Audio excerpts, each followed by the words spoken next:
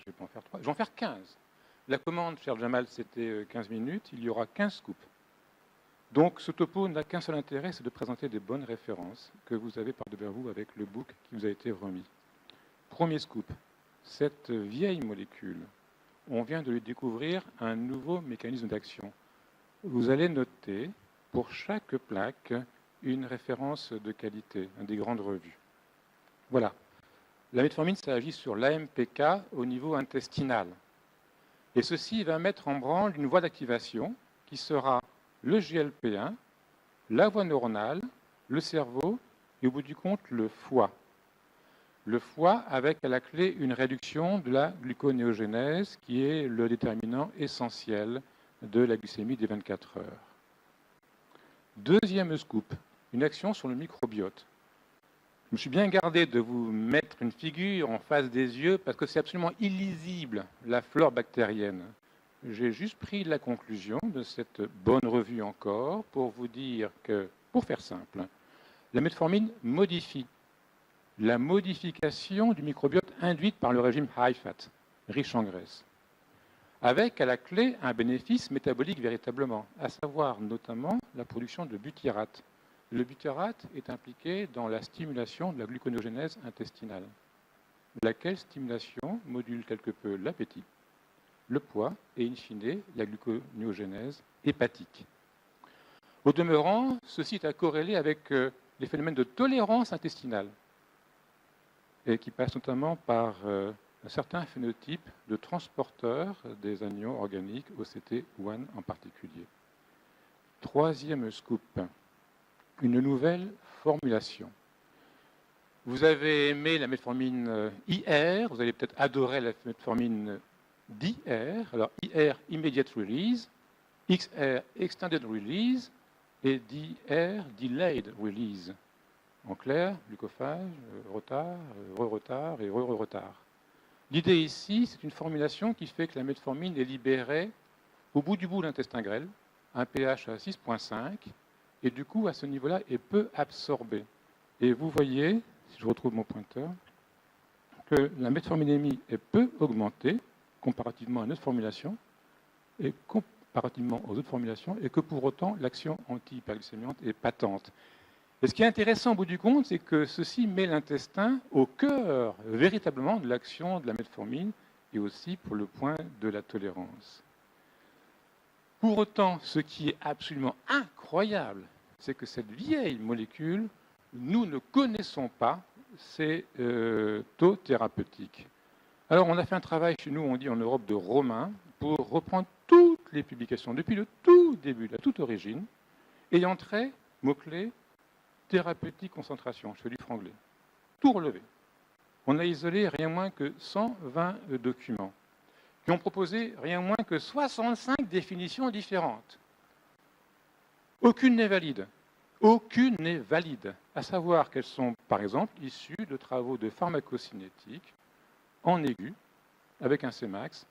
Alors, ce qui nous intéresse, c'est juste l'inverse. C'est au long cours, en adire, le matin à jeun, et surtout corrélé avec l'effet anti-hyperglycémiant, ce qu'on ne connaît pas au jour d'aujourd'hui. Ceci est absolument consternant.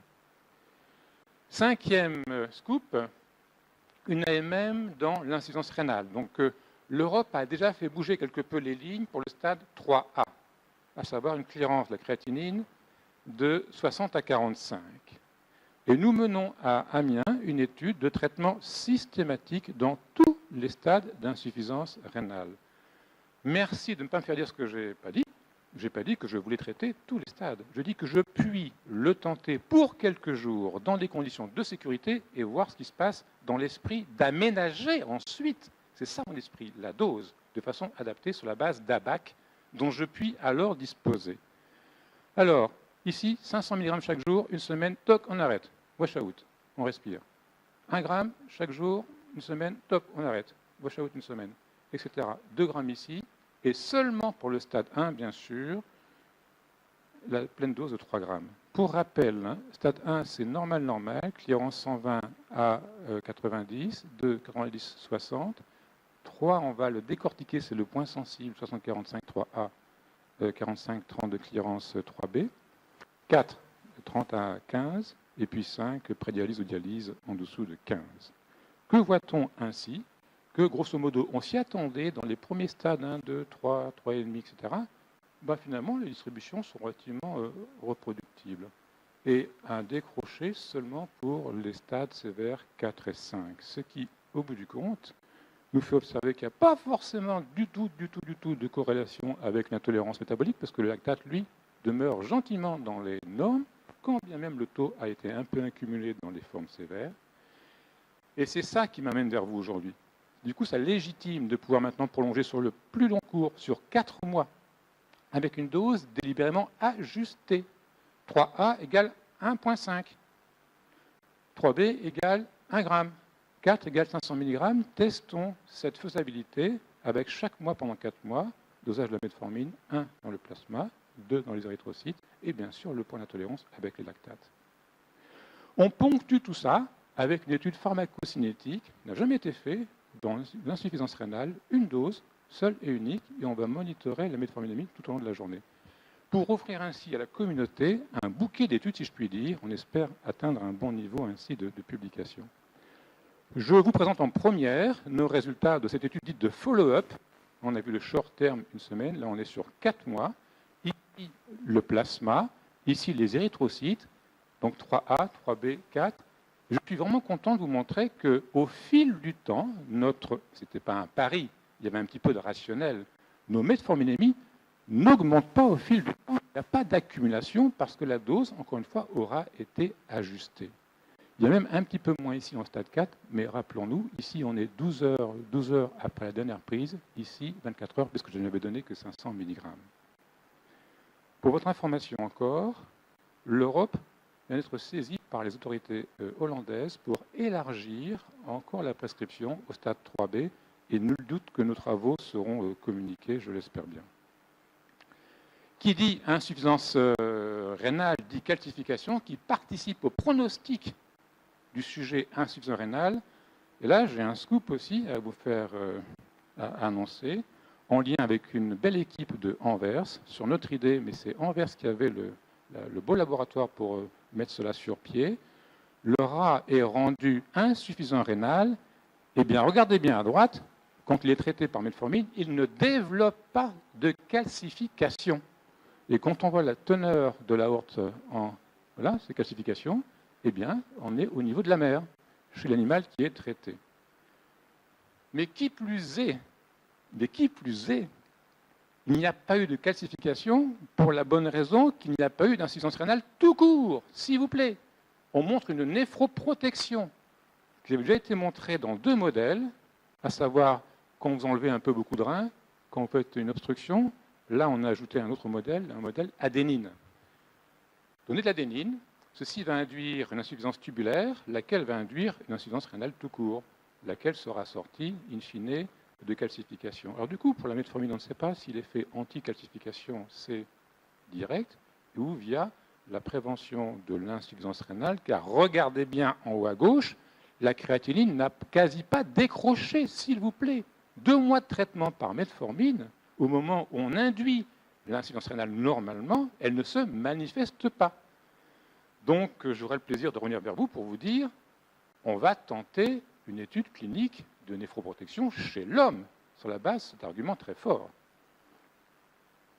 Alors, qui dit rein abîmé dit ostéodystrophie, l'os lui-même, qui plus est, ici sur la droite, vous provoquez un diabète, pas de diabète ici. Avec le diabète, pof, le volume osseux se réduit. Vous traitez l'animal par metformine, vous ne voyez pas cette réduction, un effet de protection au niveau de l'os. Et de façon plus générale encore, une protection cellulaire confère cette plaque. Ici, c'est un dérivé imidazolé, qui est le témoin de l'épuration du méthylglyoxal. Excusez-moi, saloperie, c'est un poison. En amont des complications, y compris de l'aggravation de ce phénomène. Tchouk, instynopénie, instynórésistance, aggravation via le méthylglyoxal, et c'est ainsi qu'on arrive à l'échec secondaire au traitement oral. À savoir que votre taux tissulaire de metformine augmente, eh bien, en regard, votre taux du dérivé imidazolé augmente aussi comme le témoin de l'effet scavenger du méthylglyoxal. 10e scoop. Finalement, je remercie les choses, une pilule de jouvence, puisqu'on parle de protection. Mais écoutez, notamment chez le sujet âgé. Et ici, notre grand journal quotidien, Le Monde, fait cette annonce en 2015 du lancement du projet thème. On l'avait bien sûr pensé à Amiens, mais on ne sait pas tout faire, et encore moins sur toute chose. Mais en tout cas, c'est parti, c'est lancé aux US. Vous voyez ici, en clair, on teste un effet rien moins que anti-Alzheimer, qu'on soit clair. On a déjà des arguments chez le sujet âgé, à savoir, en étude de cohorte, moins de glaucome à angle ouvert chez le sujet âgé. Et alors, cette fois, plus tôt dans la vie, cette AMM dans le diabète qui existe aux US, elle vient d'arriver en Europe, dans 2 pays, l'Europe de l'Est, la Pologne et la Hongrie. Et j'ai eu la chance de piloter un groupe de travail en France pour voir ce qu'on peut développer maintenant en Europe occidentale. En tout cas, vous avez la référence qui indiquait une revue sur ce sujet. Et puis, ça c'est mon dada, il faut, à côté des vertus, inventorier cette zone sombre, parce que s'il y a des vertus mais qu'il y a une limitation, ben, voilà, c'est limitant par la force des choses. Je me permets, sans forfanterie, de citer la revue la plus complète à ce sujet. En fait, ce que je fais, c'est la dissection, si vous voulez, des cas de figure de ce qui est tout sauf une entité, pas juste de la sémiologie analytique, c'est qu'à la fin des fins, le pronostic, il est du meilleur au pire, et c'est ça qui est le point intéressant. Je vais aller plus loin dans ce travail, que je vais simplifier ici, en préparation, pour vous dire que le cadre général qu'on nous présente, ça existe peu ou pas. Ceci est une peau de chagrin. Pour être clair, à chaque fois qu'il y a un pépin dans le monde, il y a une publication et on vous dit « Mala, metformine associative de lactique acidosis ». Ben oui, ben non. Parce qu'en fait, ce qu'on a en général, c'est soit ça, soit ça. Ça veut dire que les taux de metformine, c'est peu ou pas. C'est tout, il n'y a pas de rapport. Metformine unrelated. Okay. L'autre cas de figure, c'est vous prenez plusieurs boîtes parce que vous en avez marre de la vie, vous faites une intoxication, metformine induced. Et ceci, c'est de maintenant une peau de chagrin, parce qu'en fait, il faudrait imaginer qu'il y ait la co-responsabilité et à hauteur presque égale de l'accumulation de metformine et d'une pathologie générale sévère. Mais ce n'est pas la pathologie générale sévère qui bloque le rein qui fait accumuler secondairement. Ça, ce n'est pas la vraie de vraie, cela. Hein. Donc ceci n'est plus qu'une peau de chagrin. Troisième point, s'il vous plaît, une protection, y compris dans le choc. Notez bien, vous prenez tous les sujets qui arrivent dans un service d'urgence, qui ont une acidose lactique, vous sélectionnez ceux qui sont traités par metformine, au bout du compte, il y en a un quart, 3/4 non traités par metformine, et vous voyez leur différentiel de survie. Et, ouf, metformine par metformine. Quoique, regardons bien la démographie des sujets traités par metformine.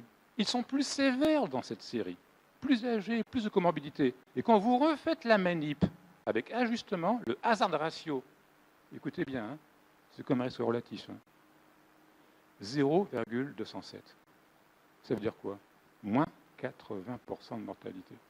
Vous me direz, c'est de la cohorte, hein, ce n'est pas de l'introduction, mais c'est impressionnant.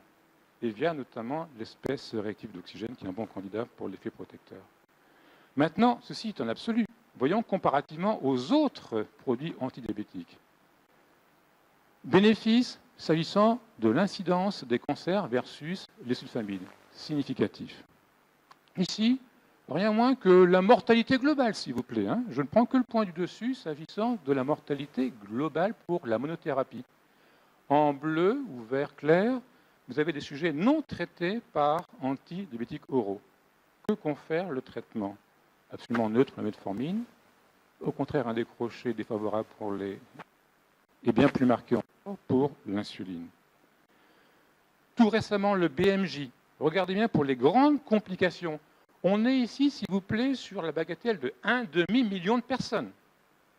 En primary care, c'est-à-dire que vous prenez tous les événements bien enregistrés par les anglo-saxons, vous voyez ce qui se passe par rapport à la ligne de flottaison de la mer, la référence c'est la metformine, et alors regardez bien les numéros qui sortent, si je puis dire, au plan statistique, les facteurs 2, 3, 4, et à nouveau, pour mon rein préféré, et argument de plus pour penser à une néphroprotection. Alors, ben écoutez, je vais conclure, je crois dans les temps, pour vous dire que je ne voudrais pas être suspect quand même. Il y a quand même un aspect de pharmacone. Vous savez, ce mot grec pour dire à la fois remède et poison. Sinon, ce serait trop beau pour être honnête.